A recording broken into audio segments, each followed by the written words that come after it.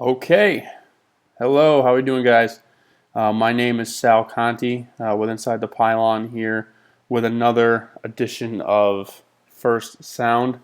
This time we're going to be going over a running back by the name of Tyler Ervin.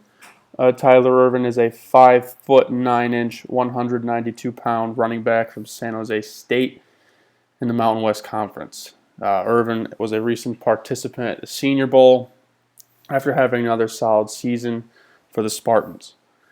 Now, I'm going to run through a couple plays. There's a couple things that I had clipped out already. And there's also a couple discussion topics that may come up along the way, including when we first start up here. So I just want to show you this first play. We'll go over the down and distance and the situation and give you some context for the evaluation that I think is important for Ervin's case and maybe other running backs stature-wise that are similar to Ervin, and how it's important to look beyond the weigh-in, for example, and dive into the film and figure out what a guy can really do.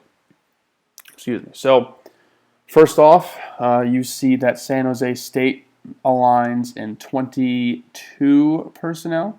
That would be 21 personnel with two backs in the backfield. You have a receiver, Z receiver, flanked out to the right, about 2 yards off the right hash. You have an X receiver to the left, about 2 yards inside the inside edge of the numbers. The fullback is aligned about 3 yards behind the crease between the guard and the left tackle. Tight ends on the line of scrimmage to the left, with Tyler Ervin dotting the I in the backfield at about 8 yards right on the hash. New Mexico's defense is aligned in an over front, meaning that they're setting their three technique to the strength, which in this case would be the tight end on the offense's left. They set a nose tackle to the right of the offense in a one-tech alignment, a five-tech next to him. And in the backfield, the safeties are a bit clipped out of the picture right now, but it looks like they're playing some sort of, or showing some sort of two-man zone look. So let's run this play, and we'll go over what needs to be gone over.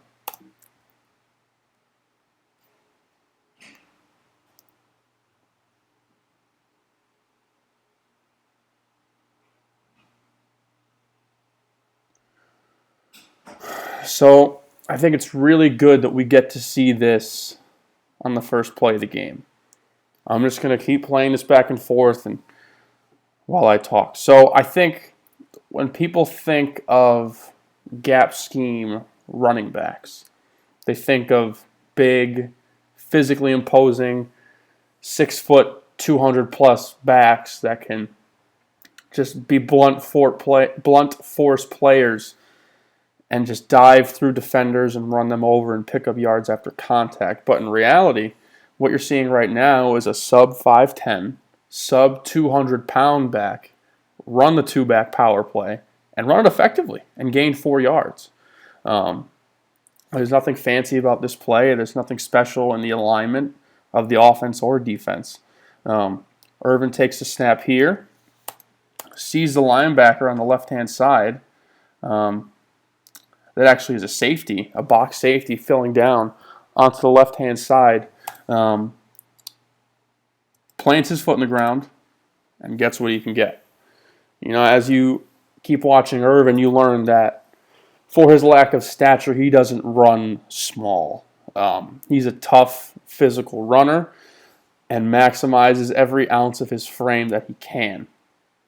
You know, gap scheme as a running back, in a perfect world, you're only looking at one gap opening up. But if you look at pre-snap, what New Mexico's giving them, you know, they're covering up the offensive guard. There's a man over the guard. There's a man over the tackle, and there's a man on the outside shoulder of the tight end. So you're going to, if you get a double team, it's not going to be for very long. And this is also a tough block for this fullback to go dig out this 9 technique. So you're not going to have a pretty picture from the start. You know, there's clearly, especially from this side view, it's hard to tell. There's no glaringly open hole, but there's enough of an opening where Ervin can plant his foot, accelerate, and gain about 4 yards. I think it's a really good indicator of his ability to pick and slide at the line of scrimmage and bursts through the optimal hole at its most open. And I think it's a trait that will be highly sought after by NFL evaluators, as Ervin is not a guy who should be pegged as just a zone runner strictly because he doesn't max out the size requirements. The previous play, you saw Erving's burst, his vision, and his ability to run in gap scheme and gain yards in tight quarters. And in my mind, as it pertains to vision, there's two types. Number one, vision through the line of scrimmage to insert yourself past the line. And number two, vision once you get into the second or third level and how you maximize your change of direction skills, your speed, your vision in open field against that filling safety's alignment or that linebacker's alignment, and where you can find green grass or what you can do to that defender to gain the most yards possible. Now, you'll see here, this is the very next play after that first power play in the game. San Jose State, will line up in 12 personnel with a tight end to the left and right in line on the line of scrimmage.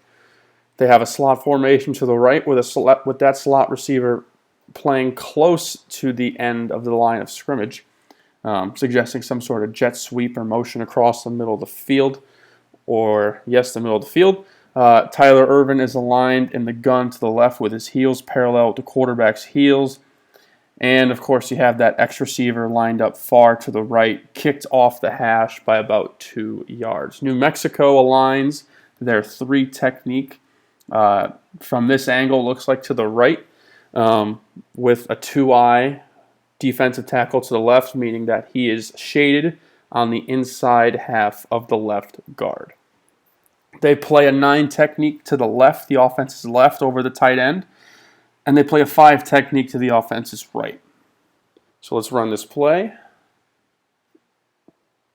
Get jet motion, zone run, and you get a big play.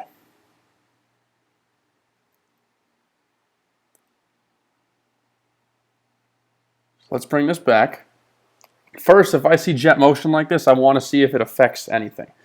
How's the defense going to respond to this motion? Are they going to kick a safety down? Are they going to bump the inside linebackers over? Are the defensive linemen going to switch? Is the corner going to pop out? There's a million different possibilities that could happen that a defense can adjust with.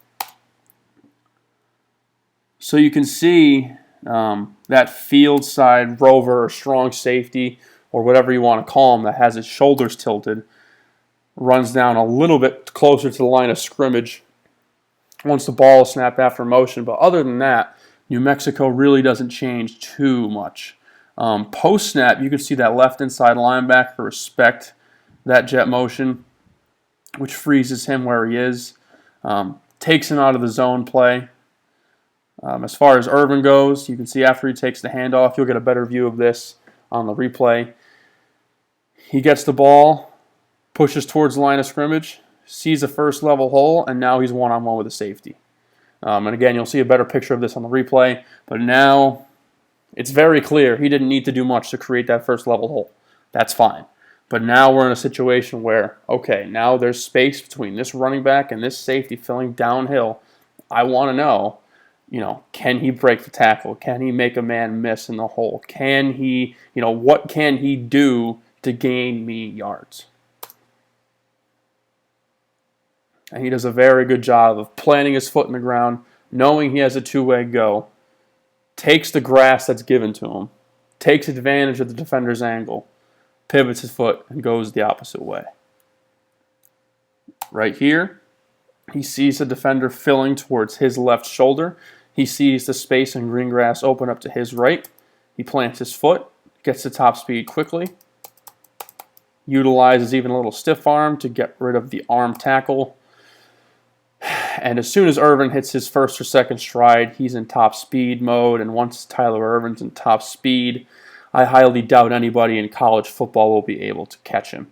Again, a really nice job, I want to say, by this left guard, it looks like.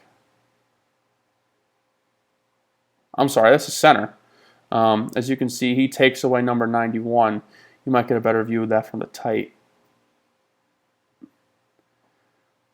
Yep, number 91 right here. Really good job with this center by getting his hands inside, running his feet, and snapping him off. See that outside arm?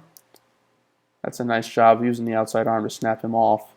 But in doing that, it gives Ervin the space to run through a Mack truck-sized hole at the line of scrimmage. Now he can utilize his open field vision, his speed, his change of direction, his burst to make plays like that. You know, leveraging space is a huge part of vision in the open field. And then when you have those athletic traits and physical traits, it makes it that much easier to break off a big run.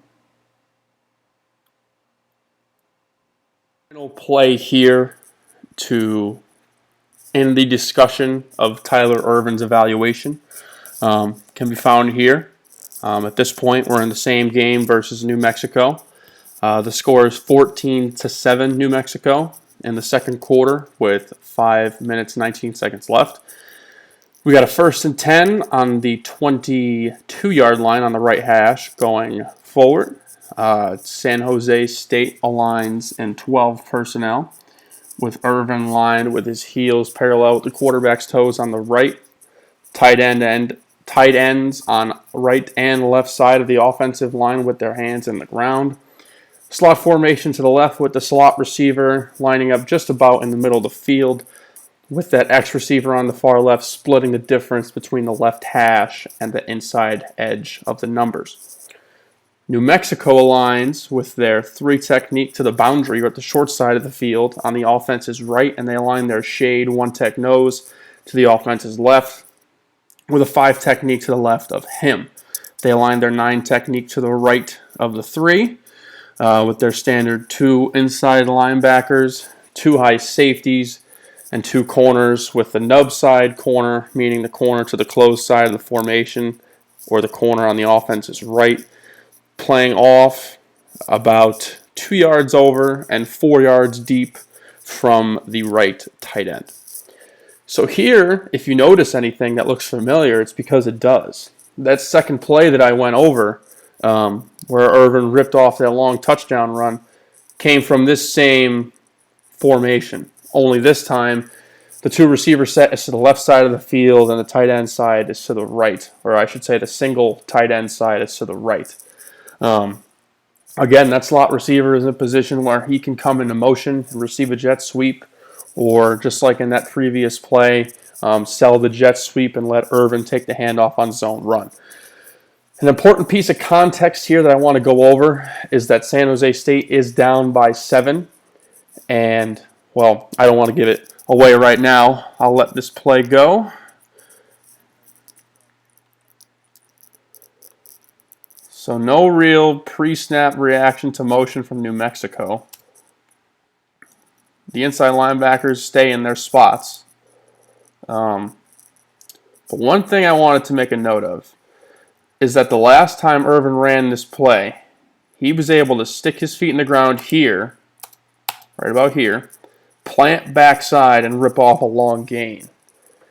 Now, that's not necessarily where the zone is designed to go, but if you have a hole, then you have every right to hit the hole. Now, on this play, it looks like Ervin is bending his path too far to the backside. If you watch his feet, look at where his feet go.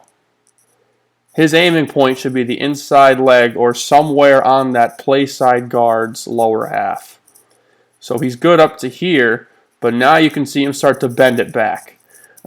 It's a little tough to see from the sideline view, but I'm kind of questioning why he's bending this back right now when that center and left guard are moving that 3 technique 3 yards, 3 yards deep off the line of scrimmage, so he can follow them and make a cut off that combo. It looks like he's just trying to repeat what he did on the last snap. It's really important for him and all running backs to make shallow cuts. So what I mean by that is make your cuts at the heels of the offensive lineman. Why is that important? It's important because if you cut in the backfield, you hurt your offensive lineman because the linebackers are able to sit in their spots and make plays. If you make a shallow cut as close to the line of scrimmage as possible, you suck the linebackers scraping over to the play side, and then you can cut and get back upfield and gain yards, just like he did in the previous 2 runs. As you can see here, he plants his foot here and stops. That's the backside 5 technique, backside defensive end he's planting in front of. Makes contact, shows a pretty good balance and finish. It is a positive gain, but if he follows his combo front side, he could gain just as many yards within the scheme. And it could also have hurt him had he run into head-on contact. If that's a good tackle attempt from the end, that's a TFL. But that's just a general note I've come across with Ervin and other running backs for that matter. Just a general rule of thumb, especially when running zone. Make your cuts tight to the offensive lineman in order to push those linebackers over the top. And again, once he does declare through the line of scrimmage, his feet always keep moving. I like his balance, and I like his finish. I like his toughness. I like his toughness in a crowd. I like his foot drive in a crowd. He obviously lacks the frame and strength to run through and keep his feet going versus head-on contact, but that doesn't mean he's not a good runner through contact. I still like his physicality and pad level in these situations.